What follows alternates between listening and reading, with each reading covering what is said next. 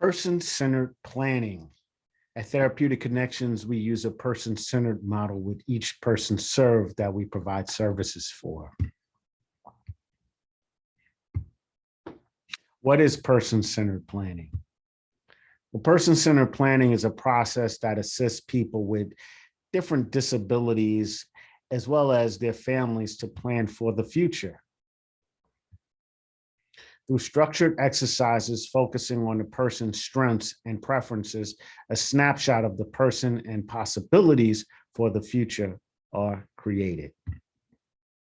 There are several types of person-centered planning tools, including maps, making action plans, path, planning alternative tomorrows with hope, essential lifestyle plans, personal future planning. Each has a unique strategy for gathering information, but all result in action plan based upon the person's gift and desires for the future.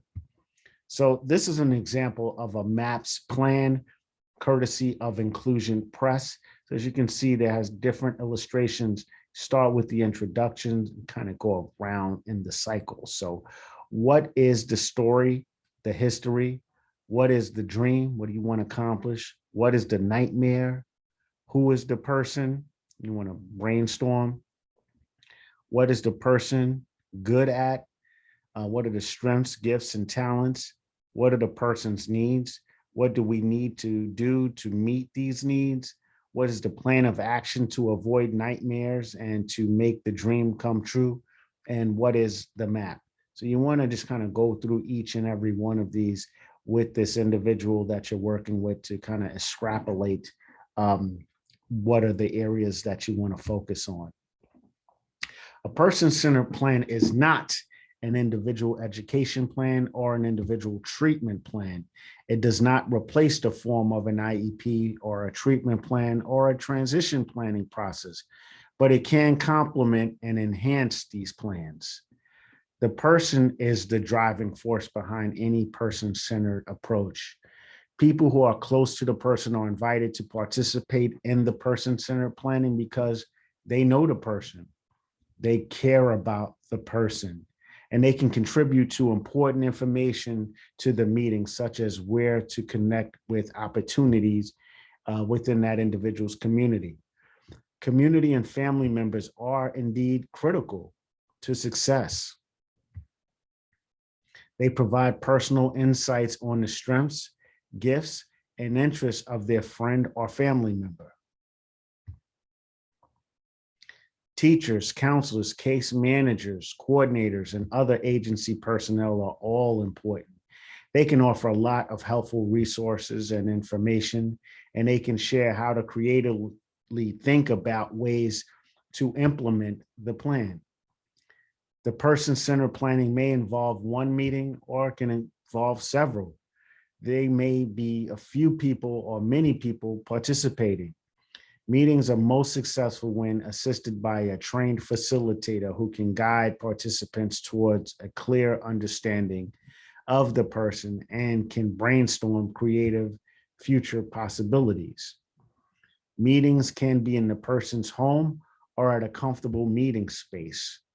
Often there is a poster or a paper on the wall during the meeting so that everyone can see what is being recorded in words and pictures.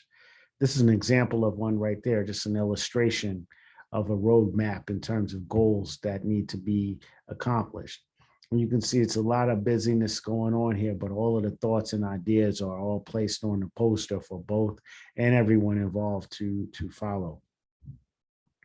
The person, you, the customer, are the driving force. So the client is the driving force of this.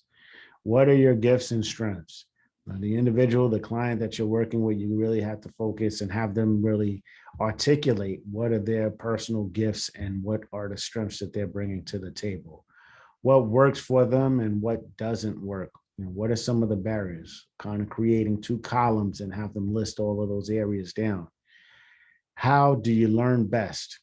You want individuals to allow you to know what are their ways that they learn the best, the most optimal way. What are things you need help with and who helps you now with those things that you need assistance with. So really being able to identify those things are crucial to the success of the client. What kind of job do you want? What kind of help would you need to get or keep that job? These are all types of questions that you can pose to your clients. Who are the important people in your life? Where do you like to go, and what activities do you like to do? Who do you like to hang around with as well? It's going to give you a real comprehensive makeup of that individual as well and what their strengths are. What are your dreams or ideas for the future?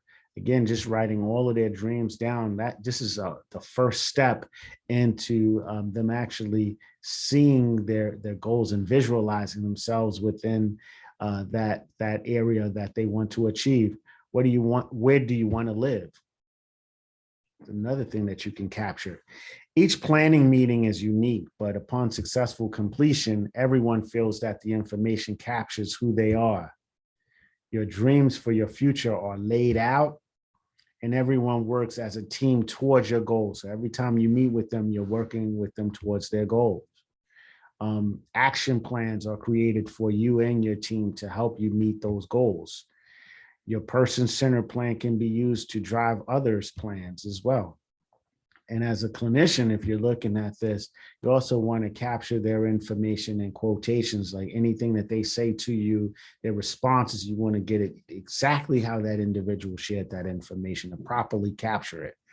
Different pieces can be incorporated into your individual education plan for the client, as well as your high school transition plan, as well as incorporating it into the treatment plan, a vocational rehabilitation plan, so that the final outcome is a realization of that individual's dreams. The person-centered planning can help create a roadmap to have the life that they want to live.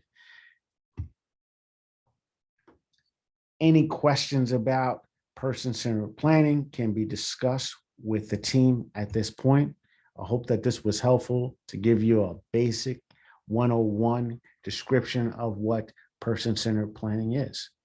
Thank you.